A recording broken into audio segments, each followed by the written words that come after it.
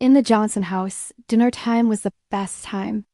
Mom cooked, Dad set the table, and Emma and her little brother Jack loved every single bite. But as soon as the plates were empty, Emma would try to sneak off. "Can I go draw now?" she'd ask. Jack would pull on Mom's sleeve. "Can I play with my cars?" One evening, Mom smiled and said, "Eating is only half the meal, cleaning up is the other half. We're a team." Dad added, "Our family works best when everyone helps. When we all pitch in, it's done in no time." So they tried it. Emma carried the spoons to the sink. Jack wiped the table with a cloth. Mom washed and Dad dried. In less than 5 minutes, the kitchen was sparkling. It just goes to show when everyone helps, the work feels so much lighter and you get more time for fun together. Remember, teamwork makes the dream work. Thanks for watching. Don't forget to like and subscribe for more stories. See you next time.